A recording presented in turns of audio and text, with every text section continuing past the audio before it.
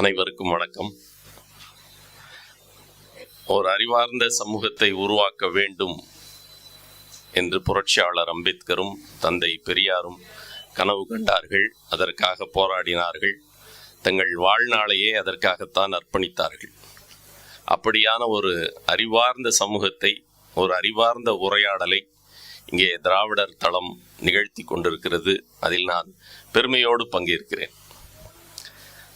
இந்த நூல் வெளியீட்டு விழா புத்தர் நெறியை தழுவுங்கள், புத்தரை தழுவுங்கள் என்று இல்லை, புத்த நெறியை தழுவுங்கள் என்று தலைப்பிட்டு ஒரு அருமையான நூலை அவர்கள் வெளியிட்டிருக்கிறார்கள். அனைவரும் இதை வாங்கி படிக்க வேண்டும் என்று நான் ஒரு முக்கியமான வேண்டுகோளை உங்கள் முன்னால் வைக்கிறேன். இளைஞர்கள் நிறைய இங்கே வந்திருக்கிறீர்கள். சமூக வலைத்தளங்களிலும் நிறைய விவாதங்கள் எல்லாம் நிகழ்ந்து கொண்டிருக்கின்றன.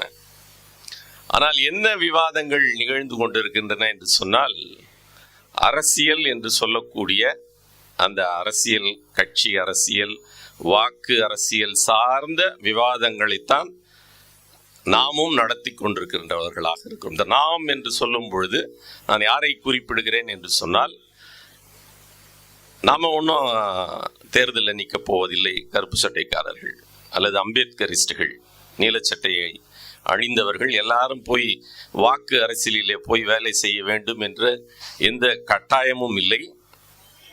அப்படி அரசியலிலே செய்யக்கூடியவர்கள், அவர்களுக்கு அதுதான் அவர் அரசியல் தளம் இருந்து தேர்ந்தெடுத்து விட்டால் அவர்கள் ஆளும் கட்சியை விமர்சிப்பார்கள், எதிர்கட்சியை விமர்சிப்பார்கள், கூட்டணி சார்ந்த கட்சி, கூட்டணி சாராத கட்சி என்று அவர்கள் பிரித்து கொண்டு விமர்சனம் செய்து கொண்டிருப்பார்கள். சமூக தளத்தில், பண்பாட்டு தளத்தில் முழு மூச்சாக அம்பேத்கரையும் பெரியாரையும் ஏற்றுக்கொண்டு செயல்படுகின்ற நாம் மீண்டும் அரசியல் செயல்பாட்டாளர்கள் செய்வதையே நாம் திருப்பியும் நகல் எடுக்க தேவையில்லை என்ற வேண்டுகோளைத்தான் உங்களுக்கு நான் முன்வைக்க விரும்புகிறேன். ஏனென்று சொன்னால், இன்றைக்கு நடந்து கொண்டிருப்பதெல்லாம் ஏதோ ஒரு வகையிலே நாள்தோறும், அது சமூக வலைத்தளமாக இருந்தாலும் சரி, நாளேடுகளிலே வர செய்திகளாக இருந்தாலும் சரி, ஒரு ஆளுநரோ அல்லது இந்துத்துவ அமைப்பை சார்ந்தவரோ அல்லது பாரதிய ஜனதா கட்சியை சேர்ந்தவரோ ஒரு ஒரு ஒரு ஒரு ஒரு பைத்தியக்காரத்தனமான, அல்லது மன்னிக்கணும், பைத்தியக்காரத்தனமான என்ற வார்த்தையை கூட நாம் பயன்படுத்த தேவையில்லை, ஒரு முட்டாள்தனமான ஒரு கருத்தை முன்வைக்கிறார் என்று சொன்னால், அதைத்தான் இந்த ஊடகங்கள் தலைப்பிட்டு அல்லது சமூக வலைத்தளங்களிலே அதற்கு தான் முன்னுரிமை கொடுக்கப்பட்டு உடனே நாமளும் அதை விவாதிக்க தொடங்கிவிடும். ஆளுநர் சொன்னது சரி, தவறு, இது இப்படி செய்கிறார். தினந்தோறும் அவர்கள் ஒரு செயல் திட்டத்தை போகிற போக்கில் முன்வைக்கிறார்கள். ஆளுநருக்கு ஏதோ ஒரு கூட்டத்தில் கூப்பிட்டு, ஏதோ ஒரு பேராசிரியர்கள், இல்லை துணைவேந்தர்கள் இருக்கக்கூடிய கூட்டத்தில் ஏதோ ஒரு கருத்தை பேசுகிறார் என்று சொன்னால், அதை விமர்சிப்பதற்கு கட்சிகள் இருக்கின்றன. நாமும் ஏன் அதையே போய் செய்ய வேண்டும்? ஏனென்று சொன்னால், நமக்கு செய்வதற்கு அரசியல் தளத்திலே அரசியல்வாதிகள் செய்ய முடியாத, அவர்களுடைய எல்லைக்கு அப்பாற்பட்ட பல்வேறு விஷயங்களை நாம் தான் செய்ய வேண்டியது. அம்பேத்கரிஸ்டுகளும் பெரியாரிஸ்டுகளும் சமூக தளத்தில், பண்பாட்டு தளத்தில் செய்ய வேண்டிய வேலைகளை நாம் முற்றாக மறந்துவிட்டு மீண்டும் மீண்டும் நாம் இந்த அரசியல் சூழ்ச்சிக்குள் போய் சிக்கிக்கொண்டு ஒரு அரசியல் உரையாடல்களே, அரசியல் விவாதங்களே தொடர்ந்து நடைபெற்று கொண்டு, இந்த ரெண்டு விஷயத்தையும் அம்பேத்கரிஸ்டுகளும் பெரியாரிஸ்டுகளும் தவிர்த்து விட வேண்டும் என்று நான் கருதுகிறேன். எதிர்கட்சி இருக்கின்றது, ஆளும் கட்சி இருக்கிறது. அரசியல் செயல்பாட்டு தளத்திலே அவர்கள் மாறி மாறி விமர்சனம் செய்து கொண்டிருக்க போகிறார்கள். நாமும் அதை செய்ய தேவையில்லையே. நாம செய்வதற்கு, பௌத்தத்தை பரப்புவதற்கு, இந்து மத குப்பைகளை விமர்சிப்பதற்கு, கடவுளர்களை விமர்சிப்பதற்கு, வேத நூல்கள் என்று சொல்லக்கூடிய ராமாயணம், மகாபாரதம் போன்றவற்றையெல்லாம் விமர்சிப்பதற்கு, இது எல்லாவற்றையும் ஒரே வார்த்தையில் சொல்ல வேண்டும் என்று சொன்னால், ஜாதியை அழித்தொழிப்பதற்கு நாம் நாள்தோறும் கடமையாற்ற வேண்டிய தேவை இருக்கு. அரசியல் மாற்றங்களையோ அல்லது அரசியல் விமர்சனங்களையோ முன்னெடுக்கக்கூடியவர்களாக நாம் இருக்க தேவையில்லை.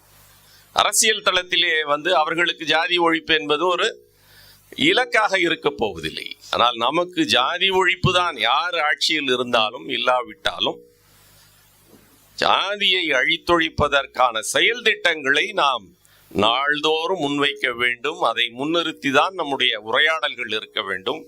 அதை முன்னிறுத்தி தான் நாம் இது போன்ற கருத்தரங்குகளை நடத்த வேண்டும். இதுதான் என்னுடைய அடிப்படையான வேண்டுகோள். தோழர் விடுதலை செல்வன் அவர்கள் பேசும்பொழுது சொன்னார்கள், இங்கே 2 சாதிகள் பெரும்பான்மையாக இருக்கின்றன. கவுண்டர் ஜாதி என்ற ஒரு ஜாதி இருக்கிறது, அருந்ததியர் என்ற ஒரு ஜாதி இருக்கிறது, இவர்களுக்கு இடையான முரண்பாடுகள் என்று அவர் தொடங்கினார். எந்த ஒரு கிராமத்தை எடுத்துக்கொண்டாலும், எந்த ஒரு ஊரை எடுத்துக்கொண்டாலும் 2 ஜாதிகள் என்று கிடையாது. பல்வேறு ஜாதிகள் கொண்டதுதான் ஒரு கிராமம். ஒரே ஜாதியாகவோ 2 ஜாதியாகவோ இந்தியாவில் எங்குமே கிடையாது. அவர் சொல்லக்கூடியது என்ன என்று, அவர் சொல்ல முன்வந்தது என்ன என்று சொன்னால், இங்கே ஒரு முரண் இருக்கிறது. இந்த முரண் இருக்கிறது எல்லாருக்கும் தெரியும். ஒவ்வொரு மாவட்டத்திலையும் யார் ஆதிக்க சாதியாக இருக்கிறார்கள், யார் தீண்டத்தகாத சாதியாக இருக்கிறார்கள், அல்லது ஊரிலே யார் இருக்கிறார்கள், சேரிகளிலே யார் இருக்கிறார்கள், இந்த முரண்கள் நமக்கு தெரியும். ஆனால் அம்பேத்கரிஸ்டுகள், பெரியாரிஸ்டுகளுடைய வேலை என்ன என்று சொன்னால், இந்த முரணை எப்படி நாம் தீர்த்து வைப்பது. இந்த முரண், ஜாதிய முரண்கள், ஜாதிய ஏற்றத்தாழ்வுகள், ஊர் சேரி என்று சொல்லக்கூடிய இந்த சமூக பிரிவினைகளை நாம் எப்படி நேர் செய்ய போகிறோம். இதுதான் நம்ம முன்னால் இருக்கக்கூடிய சவால். வெறும் பிரச்சனைகளை நாம் பேசிக் கொண்டிருப்பவர்கள் அல்ல. அம்பேத்கரும் பெரியாரும் பிரச்சனைகளை மட்டுமே பேசிக் கொண்டிருந்தவர்கள் அல்ல. அவர்கள் மட்டும்தான் தீர்வை முன்னோக்கி நாள்தோறும் தங்களுடைய உரையாடல்களை அமைத்துக் கொண்டார்கள். அவருடைய எழுத்துக்களாக இருந்தாலும் சரி, அவர்களுடைய போராட்ட களமாக இருந்தாலும் சரி, புரட்சியாளர் அம்பேத்கர் அவர்கள் அரசியலிலே ஓரளவுக்கு பங்கேற்றிருந்தாலும் கூட சமூக தளத்தையும் பண்பாட்டு தளத்துக்கும் தான் அவர்கள் கூடுதல் முன்னுரிமை கொடுத்தார்கள். இப்ப இங்க 2 சாதிகள் இருக்கின்றன, அவர்களுக்கு இடையே முரண்கள் இருக்கின்றன என்பதை விளக்குவதல்ல ஒரு அம்பேத்கரிஸ்டின் வேலை, ஒரு பெரியாரிஸ்டினுடைய வேலை. இங்கே இருக்கக்கூடிய பல்வேறு சாதியினர் பல்வேறு இனங்களாக இல்லை. அது ஒரு இனப்பிரிவினை அல்ல. ஒரே இனத்தில் இருக்கக்கூடிய சமூக பிரிவினை. அம்பேத்கர் மிக அழகாக சொல்கிறார், ஜாதிய சமூக அமைப்பு என்பது பல்வேறு இனங்களுக்கு இடையே நடக்கக்கூடிய முரண்களோ மோதல்களோ அல்ல. ஒரே இனம்தான். நாம் அனைவரும் ஓர் இனம்தான். இந்த ஓர் இனத்தில் இருக்கக்கூடிய சமூக பிரிவினைகள், சமூக பாகுபாடுகள், இதைத்தான் நாம் கண்டிக்கிறோம். இதைத்தான் நாம் ஒரே இனம் என்றதை வலியுறுத்துவதற்காகத்தான் நாம் இது போன்ற விவாதங்களை, இது போன்ற கருத்தரங்குகளை நாம் நடத்தி கொண்டிருக்கிறோம். நாம் அதை கொஞ்சம் சரியாக சொல்ல வேண்டும் என்று நான் நினைக்கிறேன். வெளியிலிருந்து பார்க்கிறவங்களுக்கு ஏதோ ஜாதி முரண்களை இவர்கள் கூர்மைப்படுத்துகிறார்கள் என்பது அல்ல. ஜாதி முரண்கள் நாம பிறக்கிறதுக்கு முன்னாலேயே பல நூற்றாண்டுகளாக இங்கே இருக்கின்றன. அதை எப்படி நேர் செய்வது, வேற யாருக்கும் இதன் மீது அக்கறை கிடையாது. வாக்கு அரசியல் செய்கின்றவர்கள் அந்த முரண்களை கூர்மைப்படுத்தி அவர்கள் வாக்கு பெறுவதற்காக தங்களுடைய கட்சிகளை நடத்தி கொண்டிருக்கிறார்கள். நம்முடைய வேலை அது அல்ல. இந்த முரண்களை எப்படி தீர்ப்பது என்பதற்கு தான் நாம் முன்னுரிமை கொடுத்தாக வேண்டும். நம்ம என்ன நினைக்கிறோம், இப்ப இங்க இருக்கக்கூடிய ஒரு 100 பேர் இருக்கிறோம் என்று சொன்னால் 100 இனமாக நாம் இருக்கிறோமா? ஏன் கருஞ்சட்டை அணிந்து இருக்கிறோம்? ஏன் தமிழர் என்ற ஓர்மையை நாம் பேசுகிறோம்? ஏன் திராவிடன் என்ற ஓர்மையை நாம் பேசுகிறோம்? நாம் அனைவரும் ஒரே இனத்தை, திராவிட இனத்தை சேர்ந்தவர்கள் தான். நம்மிடையே 2000 ஆண்டுகளாக ஒரு பிரிவினை கோட்பாடு நம்மிடையே திணிக்கப்பட்டிருக்கிறது. நீ வேற ஜாதி, அவன் வேற ஜாதி. உலகத்திலே 2, 3 அல்லது 4 இனங்கள், மரபினங்கள் தான் உண்டு. அப்ப இந்தியாவில் 6000 ஜாதிகள் இருக்கிறது என்று சொன்னால் 6000 இனங்கள் இங்கு இருப்பதாக அர்த்தமா? அப்படி அல்ல. ஜாதிக்கு எந்த விதமான அறிவியல் பூர்வமான ஆதாரம் கிடையாது. இதுதான் அம்பேத்கர் தொடர்ந்து வலியுறுத்துகிறார். இப்ப ஜாதி என்பது என்ன? நம்மை பல்வேறு ஜாதிகளாக இந்த ஜாதியிலே நாம் பிறந்து விட்டோம் என்ற ஒரு கற்பனை கோட்பாட்டை நம்முடைய ஆழ் மனதிலே திணித்து பல நூற்றாண்டுகளாக ஒரு மதத்தின் பெயரால், இந்து மதம் என்று சொல்லக்கூடிய ஒரு மதத்தின் பெயரால் நாம் இந்த ஜாதியில தான் பிறந்திருக்கிறோம் என்று நாம் நம்ப வைக்கப்பட்டிருக்கிறோம். இப்ப நம்ம கருஞ்சட்டை அணிந்த தோழர்களாக இருக்கட்டும், தமிழர் ஓர்மை பேசக்கூடிய, திராவிட ஓர்மை பேசக்கூடிய தோழர்களாக இருக்கட்டும், நாம் எல்லாரும் வேற ஜாதிகளாக இருக்கிறோம், வெவ்வேறு ஜாதிகளாக இருக்கிறோம், நாம் ஒன்றுபடுவோம் என்பது அல்ல. நாம் ஒரே இனமாகத்தான் இருக்கிறோம். நமக்குள்ள ஜாதி பிரிவினைகள் ஏற்பாடு செய்யப்பட்டிருக்கின்றன. அதற்கு எந்த அறிவியல் ஆதாரமும் கிடையாது. நாம் அனைவரும் ஓர் இனமாக, நாம் அனைவரும் மனிதர்களாக, எந்த சமூக சாதிய வேறுபாடுகளும் அற்றவர்களாக நாம் இருக்க வேண்டும் என்ற கருத்தை தான் நாம் ஆணித்தரமாக இந்த மக்கள் மத்தியிலே அறிவுபூர்வமாக, தர்க்கபூர்வமாக விளக்க வேண்டியவர்களாக இருக்கிறோம். அதுக்கு கொஞ்சம் பொறுமை தேவை. எவ்வளவு காலத்திற்கு இதை விளக்குவது? விளக்கித்தான் ஆக வேண்டும். பெரியார் அரை நூற்றாண்டு காலம் எதை செய்தார்? நீ அரசியல் அதிகாரம் பெற வேண்டும் என்று சொன்னாரா? இல்லை தமிழ்நாடு தனியாக போக வேண்டும் என்பதற்காகத்தான் அவர் தன்னுடைய வாழ்நாளை அர்ப்பணித்தாரா? கிடையாது. இந்த நாட்டில் இருக்கக்கூடிய பெரும்பான்மை மக்கள் பிறவி இழிவை அனுபவித்துக் கொண்டிருக்கிறார்கள். அப்படியான ஒரு பிறவி இழிவு, ஒரு கற்பிதம் நம்முடைய ஆழ் மனதிலே திணிக்கப்பட்டிருக்கிறது. இப்ப இங்க இருக்கக்கூடியவர்கள் மட்டுமல்ல, 6000 ஜாதிகள், இந்தியாவில் 6000 ஜாதிகள் இருக்கின்றன. இந்த 6000 ஜாதிகளும் ஒரே இனம்தான். நமக்கு இடையில் வந்த, நமக்கு கற்பிக்கப்பட்ட அந்த ஜாதி அடையாளத்தை நாம் நீக்க வேண்டும், துறக்க வேண்டும். இது தொடர்பான விவாதங்களை நாம் நாள்தோறும் நடத்த வேண்டும். அவ்வளவுதான். நாம மீண்டும் மீண்டும் ஜாதிய முரண்களை கூர்மைப்படுத்தி கொண்டிருப்பது அல்ல.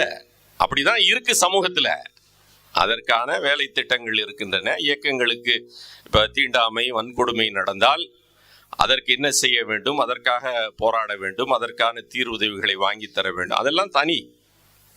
ஆனால் ஒரு அம்பேத்கரிஸ்டுக்கும் பெரியாரிஸ்டுக்கும் இருக்கக்கூடிய பணி என்பது ஜாதியை அழித்தொழிப்பதற்கான மிக வலிமையான செயல் திட்டம் என்ன என்பதுதான். இந்தியாவில் இருக்கக்கூடிய தீண்டத்தகாத மக்கள் அல்லது சேரிகளிலே அடைக்கப்பட்டிருக்கக்கூடிய தீண்டத்தகாத மக்கள் 25 கோடி பேர் இருக்கிறார்கள். இதை நாம, இந்த புள்ளிவிவரத்தை நாம தொடர்ந்து சொல்வது அல்ல நம்முடைய நோக்கம். நாம் வளர்ச்சி என்று சொல்கிறோம், நவீனம் என்று சொல்கிறோம், டிஜிட்டல் இந்தியா என்று சொல்கிறோம். இவ்வளவு நவீன காலத்திலும் நாம் சேரிகளை அனுமதித்துக் கொண்டிருக்கிறோம். ஒரு 25 கோடி மக்களை ஊருக்கு வெளியே நாம் நிறுத்தி வைத்திருக்கிறோம். அவர்களை எப்படி நாம சேரியிலிருந்து ஊருக்குள்ள, சேரியும் ஊரும் சமம் என்ற ஒரு இலக்கை நாம் எப்போது அடைய போகிறோம்? அதற்கான செயல் திட்டங்கள் அதுதான் நம்முடைய விவாதமாக இருக்கும். நாம் ஒரு அரசியல் கட்சியை அல்லது இந்துத்துவ அமைப்புகளை ரொம்ப கடுமையா விமர்சனம் செய்கிறோம். அதோடு நின்று விடக்கூடாது என்று நான் கருதுகிறேன். RSS-ஐ நாம் கடுமையா விமர்சனம் செய்கிறோம், அது போதாது. இங்கே 10 ஆண்டு காலம், கிட்டத்தட்ட 10 ஆண்டு காலம் பிஜேபி ஆட்சியில் இருக்கிறது என்று சொன்னால், அல்லது இந்துத்துவ அமைப்புகள் இங்கே வலுவாக வேரூன்றி இருக்கிறது என்று சொன்னால், அல்லது கொங்கு மண்டலத்திலே எல்லாரும் அச்சுறுத்தக்கூடிய அளவுக்கு அவர்கள் வளர்ந்து இருக்கிறார்கள் என்று சொன்னால், இப்படி சொல்லிக் கொண்டிருப்பது அல்ல. அதை பற்றி நமக்கு கவலை இல்லை. ஏனால் அது ஒரு கற்பனை கோட்பாட்டின் அடிப்படையில் அது உருவாக்கப்பட்டிருக்கிறது. இந்து பெரும்பான்மை என்பது ஒரு கற்பனை கோட்பாட்டின் அடிப்படையில் உருவாக்கப்பட்டிருக்கிறது. அந்த கற்பனை கோட்பாட்டை தகர்ப்பதுதான் நம்முடைய வேலையாக இருக்கும். அதுதான் அறிவார்ந்த பணி. வெறும் அமைப்புகளை விமர்சனம் செய்து கொண்டிருப்பது அல்ல. இது கொஞ்சம் நீங்க ஆழமாக புரிந்து கொள்ள வேண்டும் என்று நான் நினைக்கிறேன். இப்ப பிஜேபி விமர்சனம் பண்ணக்கூடாதா, RSS விமர்சனம் பண்ணக்கூடாதா, ஆளுநரை விமர்சனம் பண்ணக்கூடாதா, ராஜா விமர்சனம் பண்ணக்கூடாதா என்று நீங்கள் எதிர்கேள்வி நீங்கள் எழுப்ப தேவையில்லை. ஒரு கற்பனை கோட்பாட்டின் அடிப்படையில் 1925 தொடங்கப்பட்ட ஒரு இயக்கம் இன்றைக்கு ஆட்சி அதிகாரத்தில் இருக்கிறது. அது நம்முடைய அரசமைப்பு சட்டம் உட்பட எல்லாவற்றையும் பாசிச நோக்கத்தோடு அது நம்ம எல்லாவற்றையும் நமக்குள்ளே பிரிவினைகளை வேறுபடுத்தி இன்றைக்கு மணிப்பூர் எரிந்து கொண்டிருக்கிறது என்று சொன்னால், இன்றைக்கு கொங்கு மண்டலத்திலே ஜாதிய கூர்மை அதிகப்படுத்தப்பட்டு கொண்டிருக்கிறது என்று சொன்னால், அதற்கான மூல காரணம் என்ன?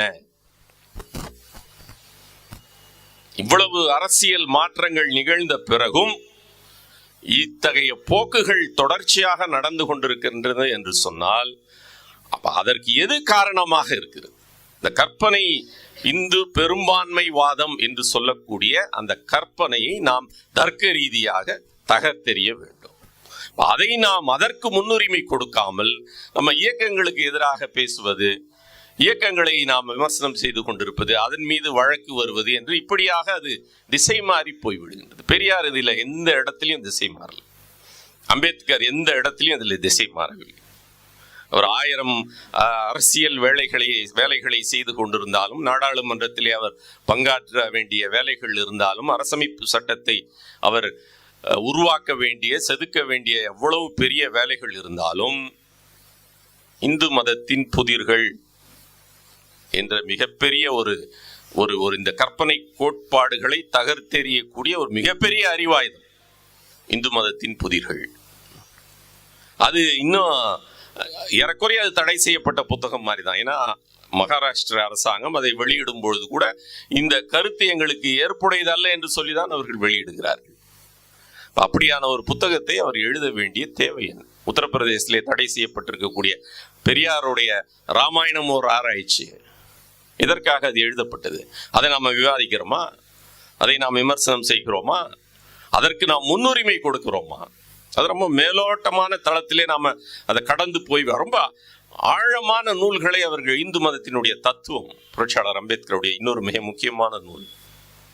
வெறும் அரசியலாக நாம் எல்லாவற்றையும் பார்க்கிறோம். அம்பேத்கரை, பெரியாரை கூட சமூக பண்பாட்டு தளங்களில் உலகின் பகுத்தறிவு சிந்தனையாளர்கள் என்று சொன்னாலும் சரி, ஜனநாயக சிந்தனையாளர்கள் என்று சொன்னாலும் சரி, உலகின் மிக முக்கியமான புரட்சிக்காரர்கள் என்று சொன்னாலும் சரி, மிக முக்கியமான முன்னணி இடத்தில் இருக்கக்கூடிய அம்பேத்கரையும் பெரியாரையும் கூட நாம் ஒரு குறுகிய அரசியல் தளத்திலே நாம் அடைத்து விடுகிறோம். அப்படி அல்ல.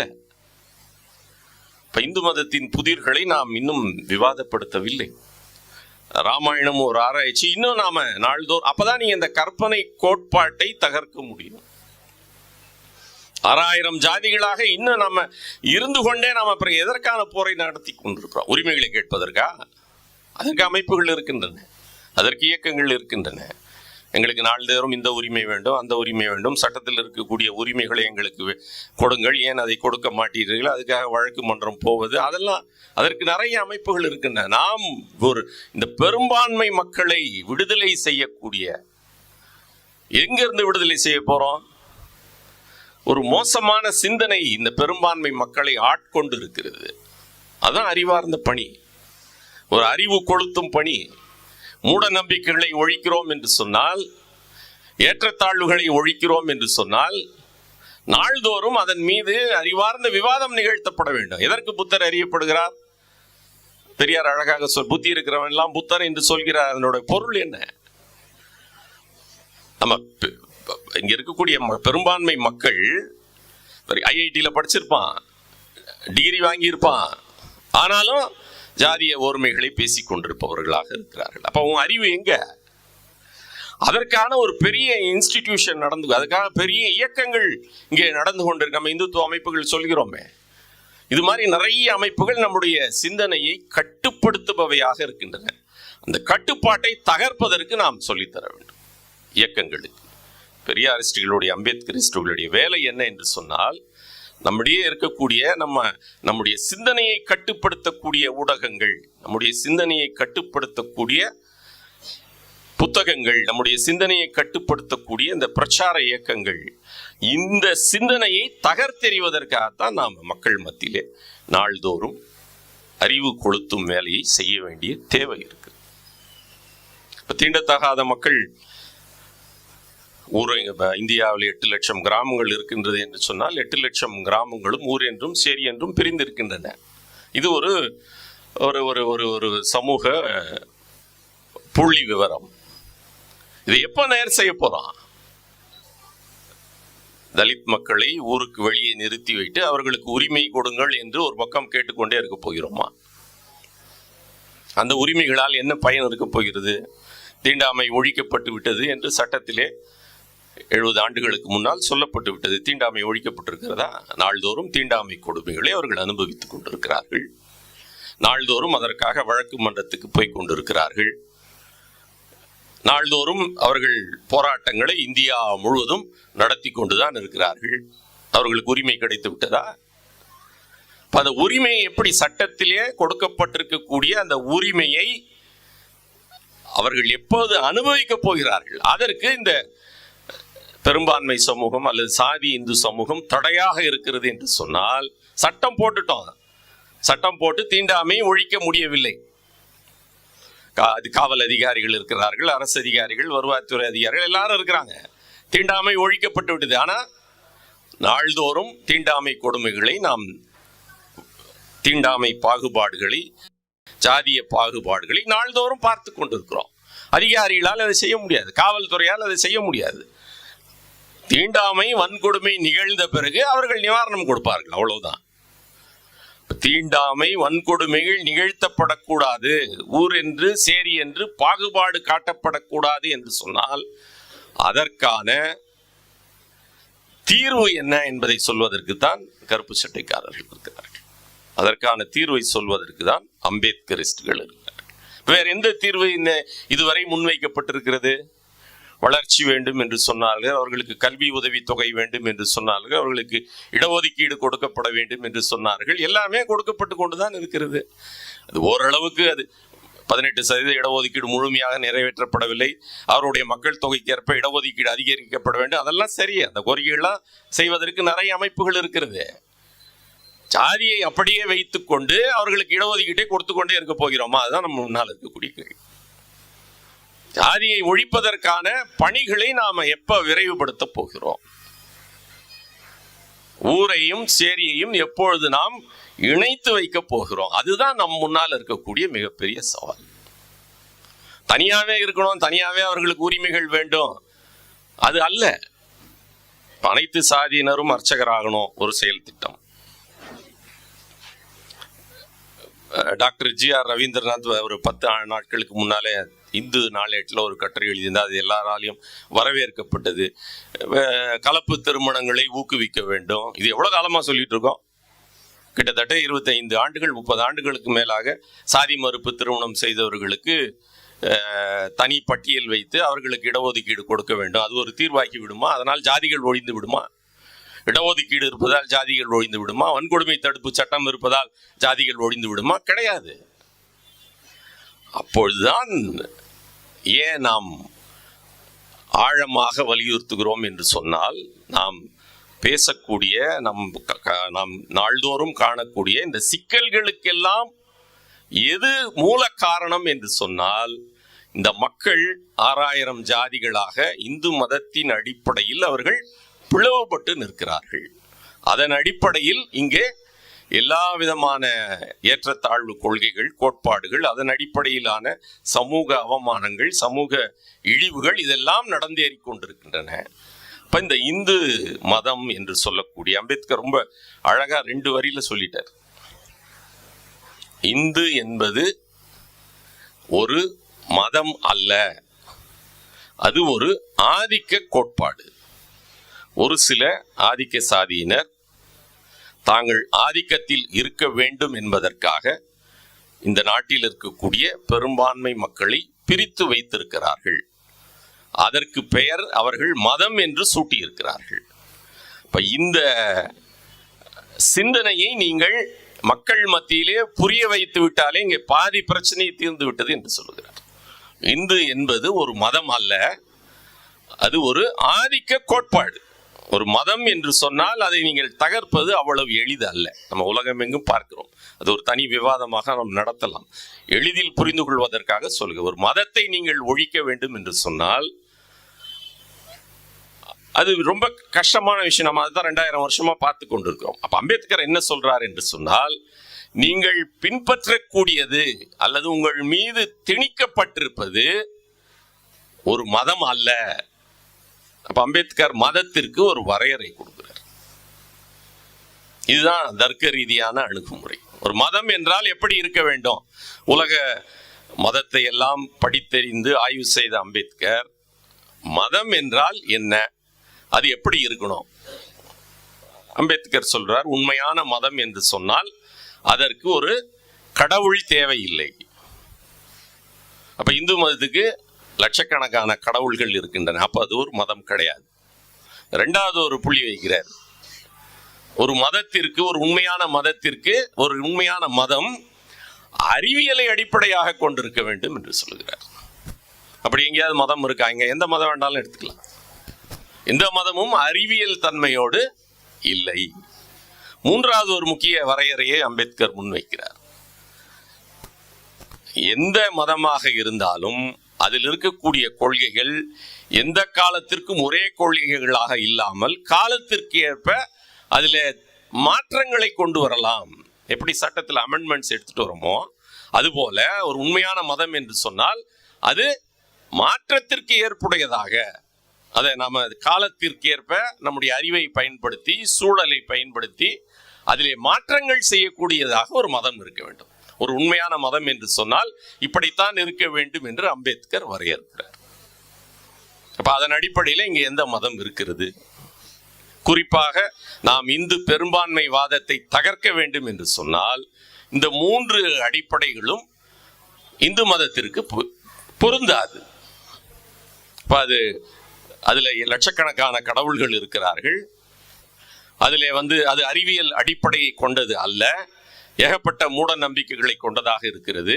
சனாதன தர்மம் என்று அவர்கள் சொல்கிறார்களே, மாற்றவே முடியாதது, 10,000 வருஷத்துக்கு முன்னால தோன்றியது சனாதன தர்மம், அதை மாற்ற முடியாது, அதுதான் அவர்கள் சொல்லிக் கொண்டிருக்கிறார்கள். அம்பேத்கர் சொல்கிறார், ஒரு மதம் என்று சொன்னால் தேவைப்பட்டால் அதில் மாற்றங்களை செய்து கொள்ளலாம் என்று சொல்லுகிறார்.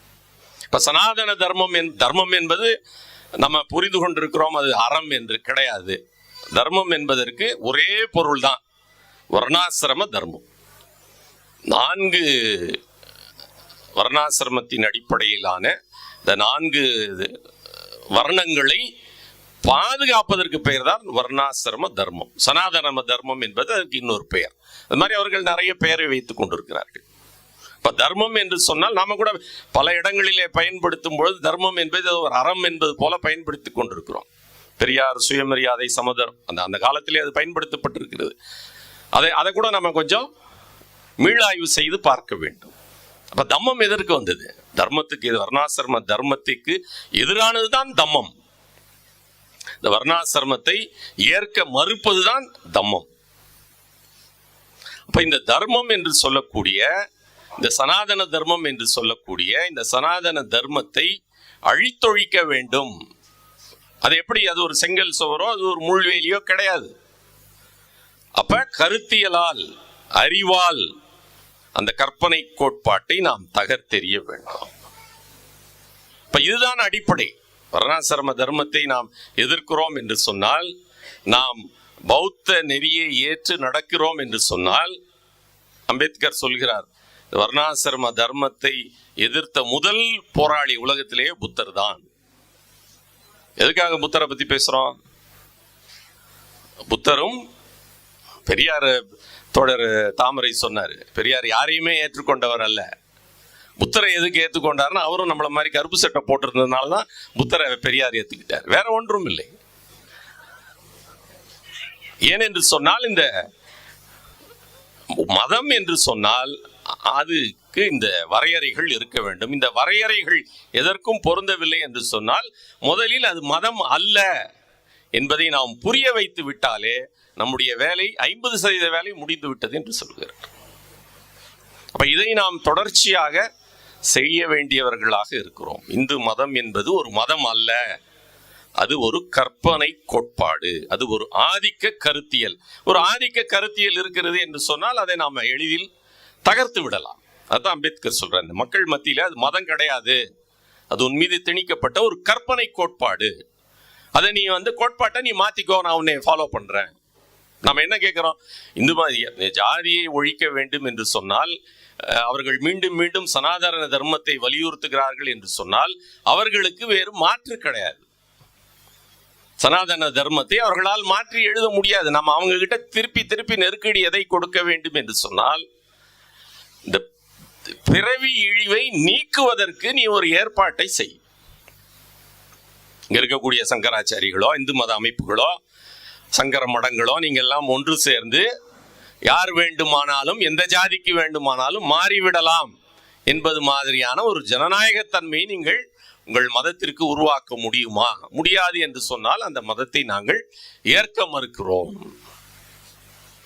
இந்த மாதிரியான நெருக்கடிகளை, இந்த மாதிரியான புத்தர், அம்பேத்கர், பெரியார் முன்வைத்த தர்க்க ரீதியான கோட்பாடுகளை நாம் மக்கள் மத்தியிலே, நம்ம வேந்தன் சொன்னாரு, ஒரு பயிற்சியை கொடுக்கணும், ஒரு உரையாடல், ஒரு அறிவார்ந்த உரையாடலை நாம் இப்படிதான் நிகழ்த்த வேண்டிய தேவை இருக்கிறது. இப்ப 2000 ஆண்டுகளுக்கு முன்னால் இந்த நாட்டில் இருக்கக்கூடிய மதமற்ற திராவிட மக்கள் மீது ஒரு மதத்தை திணித்து அதற்கு ஒரு சட்ட வடிவம் இந்த 200-100 ஆண்டுகளுக்கு முன்னால் கொடுத்ததுதான் உலகத்திலே நடந்த மிகப்பெரிய மதமாற்றம் என்று நாம் சொல்கிறோம். பல கோடி மக்களை, கிட்டத்தட்ட 100 கோடிக்கும் மேற்பட்ட மக்களை திடீரென்று ஒரு சட்டத்தை போட்டு நீ எல்லாம் இந்து என்று சொன்னதுதான் மிகப்பெரிய மோசடியான மதமாற்றம். அப்ப அதை நாம் திரும்ப பெற வேண்டும். இந்த மதமாற்றத்தை நாம் சீர்குலைக்க வேண்டும்.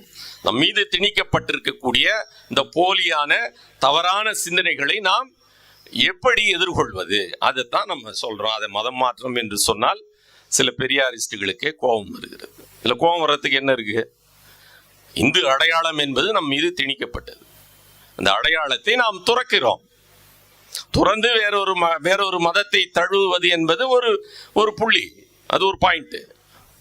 மதம் வேண்டாம் என்று சொல்லக்கூடியவர்கள் மதமற்றவர்களாக இருக்க போகிறோம். ஏனென்று சொன்னால் பௌத்தம் என்பது, இந்த புத்தகத்தில் பெரியார் திரும்ப திரும்ப வலியுறுத்துவது ஒரே ஒரு செய்தியை தான். பௌத்தத்தை மதம் என்று சொல்வது அதை அழிப்பதற்கான சூழ்ச்சி. இது உண்மையான மதம்னு சொன்னா கூட அது ஒரு மதம் தானே. நமக்கு ஆல்ரெடி இங்க ஒரு திராவிட இயக்கம், பெரியார் வளர்த்த சிந்தனையினால் நமக்கு மதம் என்பதே நமக்கு பிடிக்காம போயிடுச்சு. நல்லது, அதனால அந்த வார்த்தையை விட்டுருவோம். அந்த வார்த்தை விளையாட்டுகளுக்குள்ள, அந்த வார்த்தை மோதலுக்குள்ள நம்ம போக தேவையில்லை. அப்ப உண்மையான மதம் என்பதற்கு நம்ம ஒரு நல்ல வார்த்தை இருக்கு, தமிழ்ல சொல்லு இருக்கு, நெறி. அதான் பௌத்த நெறியை நமக்கு ஏற்றுக்கொள்வோம். உலகின் மிகப்பெரிய பகுத்தறிவு பகலவன் அம்பேத்கர் 10 லட்சம் மக்களோடு, 10 லட்சம் மக்களோடு இல்ல, 1936 நான் இந்துவாக பிறந்தேன், ஆனால் ஒரு இந்துவாக சாக மாட்டேன் என்று 36 ஒரு அறைகூவல் விடுத்தார். அப்போ ஒரு 10,000 மக்கள் தான் இருந்தார்கள். அதற்கே பெரியார் இங்கிருந்து தந்தி அடிச்சார். என்னன்னு, உலகின் மிக சிறந்த பகுத்தறிவு பகலவன் என்று நாம் போற்றுகின்ற பெரியார், நீங்க மட்டும் மாறாதீங்க, ஒரு 10,000 பேரோட போயிடாதீங்க, 10 லட்சம் மக்களோடு நீங்கள் இந்து மதத்தை விட்டு வெளியேற வேண்டும் என்று சொன்னவர் பகுத்தறிவு பகலவன். காரணம் என்ன? இதை நாம் புரிந்து கொள். மத மாற்றம் அல்ல, நம் மீது ஏற்கனவே திணிக்கப்பட்டிருக்கிறது தான் ஒரு மதம். அதிலிருந்து நம்ம வெளியே அந்த போலி முகமூடியை நாம் கிழித்தெறிகிறோம். அதுக்கு மதமாற்றம்னு ஒரு பேர் வச்சுக்கிட்டா வைங்க, இல்ல வேற பேர் வைங்க. அதனாலதான் பௌத்த நெறியை தழுவுங்கள். அம்பேத்கரை நாம் 10 லட்சம் மக்களோடு சேர்ந்தார் என்று சொல்லும் போது கூட ஒரு பகுத்தறிவு பௌத்தத்தை ஏற்றார், தழுவினார், அப்படியான வார்த்தைகளை தான் நம்ம பயன்படுத்துறோம். மதம் என்ற வார்த்தையை நம்ம கவனமா தவிர்க்கிறோம். ஏனென்றால் இந்த குழப்பம் இங்க பெரியாரிஸ்டுகள் மத்தியிலே, அம்பேத்கரிஸ்டுகள் மத்தியிலே மிக ஆழமாக இருக்கிறது. தோழர் ரமணி தேவி அவர்கள் ஒரு கருத்தை இங்கே முன்வைத்தார். ஒரு அறிவார்ந்த உரையாடலுக்கான அடையாளம், நான் அதை மதிக்கிறேன். பெரியாரிஸ்டுகளும் இந்து மதத்தை விட்டு வெளியேறணும், இந்து எண்ணிக்கையை நீங்கள் கூட்ட வேண்டும் என்று சொன்னார். நல்ல கருத்து, வரவேற்கிறேன். ஆனால் அதை நீங்கள் ஒரு கட்டாயமாக ஆக்க முடியாது. அம்பேத்கரிஸ்டுகள் இன்னொரு கோரிக்கையும் வைக்கிறார்கள். எல்லாரும் பௌத்தத்துக்கு தான் போனோம், கிறிஸ்துவ மதத்துக்கோ இஸ்லாத்துக்கோ போகக்கூடாது என்பதான ஒரு விவாதத்தை நிகழ்த்தி கொண்டிருக்கிறார்கள். அப்படி அல்ல தோழர்களே. நம்ம மீது ஒரு போலியான கோட்பாடு நம் மீது திணிக்கப்பட்டிருக்கிறது. அதை துறந்து நமக்கு எது தேர்வோ, நான் மதமற்றவனாக இருக்கலாம், பகுத்தறிவாளனாக இருக்கலாம், நான் இஸ்லாத்தை ஏற்கலாம், ஜாதிகளற்ற இஸ்லாத்தை ஏற்கலாம், ஜாதிகளற்ற கிறிஸ்துவத்தை ஏற்கலாம், ஜாதிகளற்ற பௌத்தத்தை ஏற்கலாம், சீக்கியத்தை ஏற்கலாம், அம்பேத்கருடைய தேர்வு பௌத்தம். அதற்கு அவர் 1000 காரணங்களை வைத்திருக்கிறார். அது எல்லாருமே அதைத்தான் ஏத்துக்கணும்னு சொன்னோம்னா அங்க ஜனநாயகம் இல்லாமல் போய்விடும். தாமரை கேட்டது போல் என்னை பல பேர் கேட்டுக்கொண்டே இருக்கிறார்கள் நாள்தோறும், நீங்க மாறிட்டீங்களா? ஆமா, நான் மாறிட்டேன். அம்பேத்கருடைய 22 உறுதிமொழிகளை நான் ஒவ்வொரு கூட்டத்தில் போகும்போதும் நான் ஏற்றுக்கொண்டிருக்கிறேன். அந்த அளவில் நான் பௌத்தன்.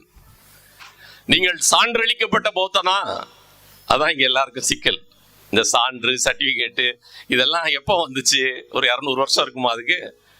அப்படி சான்று அளிக்கப்பட்டு தான் நம்ம இந்த ஜாதின்னு நம்ம அடையாளப்படுத்துறோமா? இல்லை நம்ம ஏதாவது ஒரு இது அடையாள வில்லை வச்சிருக்கிறோமா? நான் இந்த ஜாதி, நான் இந்த ஜாதி. ஊர்ல பார்த்த உடனே சொல்றானே நீ இந்த ஜாதி, எதனால சொல்றான்?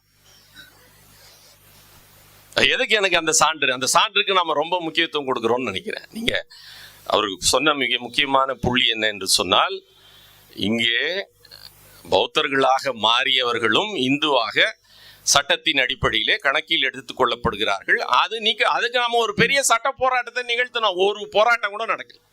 நானும் ஒரு 50 வழக்கறிஞர்களை கேட்டு பார்த்து விட்டேன். உச்சநீதிமன்றத்திலே ஒரு வழக்கு தொடுக்கலாமான்னா ஒரு கடைசியா ஒருத்தர் சொன்னார், ஏங்க ஏற்கனவே அங்க ஒரு 50-60 வழக்கு இருக்கு. எதற்காக?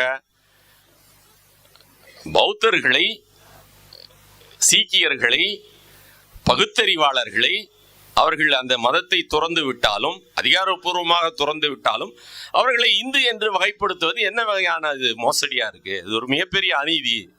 அப்ப அதற்கு எதிராக பெரிய சட்ட போராட்டங்கள்லாம் இருக்கு. அது உச்ச நீதிமன்றத்திலே நடந்து கொண்டிருக்கிறது. ஆனால் அதை பற்றிய விவாதங்களே இங்க இல்லையே. எந்த வலைத்தளத்திலே யாராவது பார்த்திருக்கீங்களா? அந்த விவாதத்தெல்லாம் நடக்குதானே? இப்படி பெரியாரிஸ்டுகளை போய் கவ்வி பாயிற மாதிரியான விமர்சனங்களை தான் வைக்கிறாங்க. நீ மாறிட்டியா? நீ சர்டிபிகேட் மாத்திட்டியா? நீ அபிஷியலா மாத்திட்டியா? அபிஷியலா மாத்தி என்ன ஆகுது? எனக்கு அந்த சான்றிதழ் மீது எந்த நம்பிக்கையும் இல்லை. நான் உண்மையானவன் என்று சொல்லி நான் அரசாங்கத்துக்கிட்ட போய் சான்றிதழ் வாங்கணுமா? எனக்கு புரியல. நான் உண்மையானவன், நான் நேர்மையானவன் என்று போய் கவர்மெண்ட் கிட்ட ஒரு சர்டிபிகேட் வாங்கணுமா?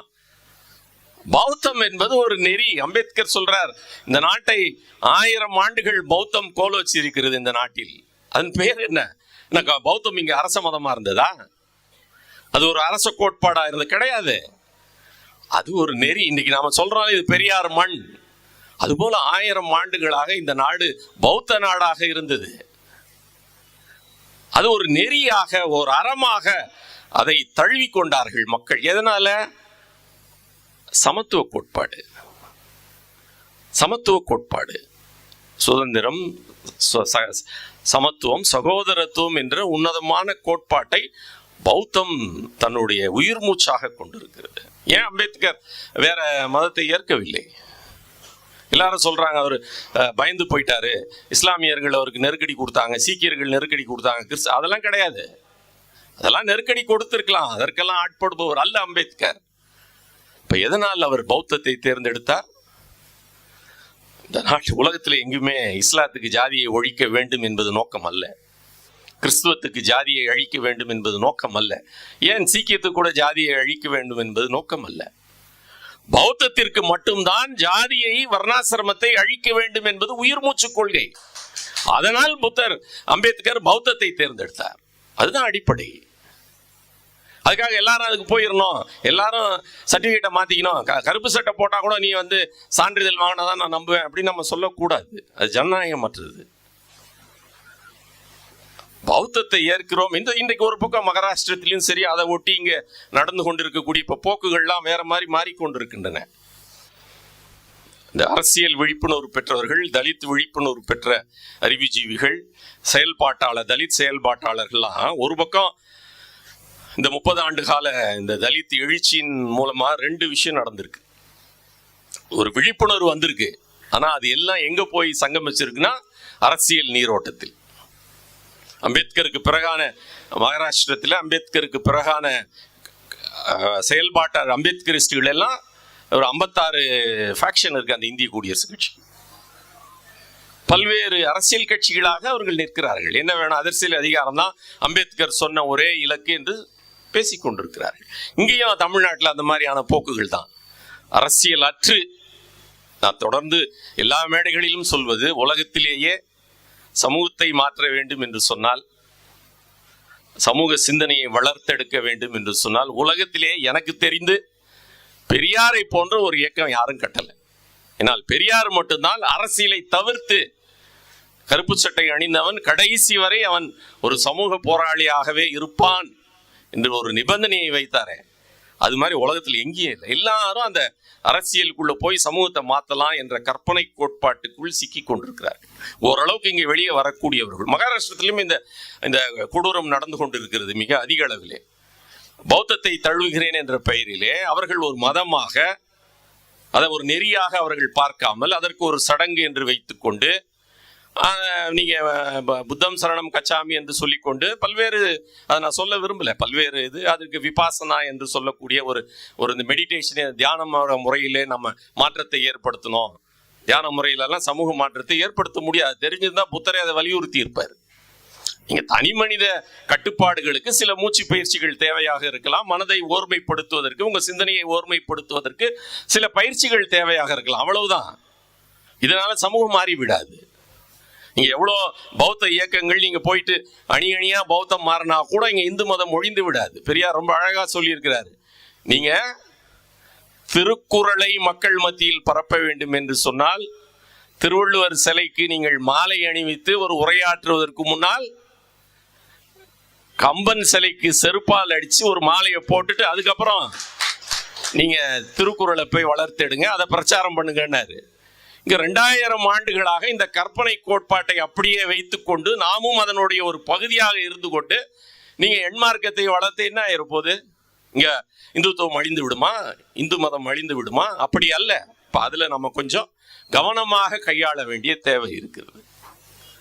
நீங்க புத்தர் நாள்தோறும் 25 to 30 கிலோமீட்டர் நடந்தார்.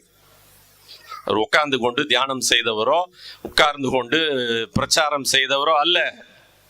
அவர் தினந்தோறும் உயிர்ப்போடு இந்தியா முழுவதும், இந்தியாவை கடந்தும் நடந்து சென்றார். எதுக்காக? ஒரு அறிவார்ந்த சமூகத்தை உருவாக்க வேண்டும். மூட நம்பிக்கைகளால் இருக்கக்கூடிய மக்கள், ஏற்றத்தாழ்வுகளால் ஆட்பட்டிருக்கக்கூடிய மக்கள் அறிவு கொண்டு சிந்தித்து அறிவை முதன்மைப்படுத்தி ஒரு சமூகத்தை உருவாக்க வேண்டும் என்பதற்காக நாள்தோறும் 25 to 30 கிலோமீட்டர் அவர் நடந்து சென்று பிரச்சாரம் செய்தார். அதை ஒரு மதமாக ஆக்க வேண்டும் என்று அவர் நினைக்கவில்லை. மதம் என்பது, மீண்டும் நான் சொல்லுகிறேன், அது ஒரு நெறியாக, அதற்கு ஒரு சங்கம் வேண்டும். ஆனந்தன் திருப்பி புத்தர்கிட்ட கேட்கிறாரு, உங்களுக்கு பிறகு யார்? எனக்கு பிறகு தம்மமே, கொள்கையே உங்களை வழி நடத்தும், கொள்கை மட்டுமே வழி நடத்தும், அதுதான் தம்மம். அதை நாம் செய்ய தவறிவிட்டோம். அம்பேத்கர் கூட்டங்களோ, பெரியார் கூட்டங்களோ, பௌத்த கூட்டங்களோ எங்கு நடந்தாலும் அங்கே செய்ய வேண்டியது என்ன என்று சொன்னால், அவன் புத்தரும் தம்மமும் அவன் போய் படித்துக் கொள்ளலாம். புத்தருடைய கொள்கைகள், கோட்பாடுகளை நாம் போய் படிச்சுக்கலாம். அடிப்படையில் அவனுக்கு ஒரு வழியை திறந்து வைப்பதற்கு 22 உறுதிமொழிகளை நாம் சொல்லிக் கொடுத்தாலே போதுமானது. அதுதான் அடிப்படை. 10 லட்சம் மக்களை அவர் திரட்டினாரு. 10 லட்சம் மக்கள் வருகிறார்கள் என்பதற்காக ஒரு புத்த பிக்குவை அவர் அழைத்தார். ஆனால் புத்த பிக்குகள், எந்த புத்த பிக்கு அல்லது எந்த பௌத்த இயக்கங்கள் இன்றைக்கு நடந்து கொண்ட சான்றளிக்கக்கூடிய பௌத்த இயக்கங்களாக இருந்தாலும் சரி, அல்லது தலைலாமா போன்றவர்களாக இருந்தாலும் சரி, யாருமே அந்த 22 கோட்பாட்டை ஒரு முக்கிய செயல் திட்டமாக வைப்பதில்லை. அம்பேத்கரிய பௌத்தம் மட்டும்தான் இந்த 22 கோட்பாடுகளை, 22 உறுதிமொழிகளை நீங்கள் ஏற்றுக்கொண்டாலே நீங்கள் ஒரு பௌத்தர், சான்று அளிக்கப்பட்டு அவர் பௌத்தராக அறியப்பட வேண்டியதில்லை. அம்பேத்கர் சொல்கிறார், ஒரு பௌத்தன் அவனுடைய செயல்களால் அவன் பௌத்தனாக அறியப்பட வேண்டும், சான்றுகளால் அல்ல. அவனுடைய செயல் நாள்தோறும் ஜாதி ஒழிப்பு பணியை, வர்ண தர்மத்திற்கு எதிரான பணியை, ஜாதியை அழித்தொழிக்கும் பணியை, கற்பனை கோட்பாடுகளை தகர்த்தெறியக்கூடிய பணியை, ஊரையும் சேரியையும் இணைக்கக்கூடிய பணியை, ஒரு சமூக பண்பாட்டு பணியை பெரியாரிஸ்டுகளும் அம்பேத்கரிஸ்டுகளும் நாள்தோறும் நிகழ்த்த வேண்டும். அதுதான் நாம் புத்தருக்கு செய்யக்கூடிய, அல்லது புத்தருடைய கொள்கை என்று சொல்லக்கூடிய தம்மத்திற்கு செய்யக்கூடிய நேர்மையான செயல்பாடாக இருக்க முடியும். தோழர்களே, அதை நாம் செய்வதற்கு இது போன்ற தொடர்ச்சியான கருத்தரங்குகள், இது போன்ற தொடர்ச்சியான விவாதங்கள், இது போன்ற தொடர்ச்சியான உரையாடல்களை நாம் நிகழ்த்தியாக வேண்டும். மீண்டும் மீண்டும் நாம் எந்த கூட்டம் நடந்தாலும், அந்த கூட்டத்திற்கு பல்வேறு சாதியினர் வந்தாலும், இந்த கூட்டத்திலிருந்து நாம் செல்லும் பொழுது ஒரு திராவிட ஓர்மையோடு, ஒரு தமிழன் என்ற ஓர்மையோடு, ஒரு ஜாதிகளற்ற மனிதர்களாக, ஜாதிகளற்ற நண்பர்களாக, ஜாதிகளற்ற ஒரு மனித கூட்டமாக நாம் பிரிந்து செல்கிறோம். ஊரையும் சேரியையும் இணைப்பதற்கான சுதந்திரம், சமத்துவம், சகோதரத்துவம் என்ற உன்னதமான கோட்பாட்டை உருவாக்குவதற்காக நாம் நாள்தோறும் களமாடுவோம் என்று கூறி விடைபெறுகிறேன். நன்றி.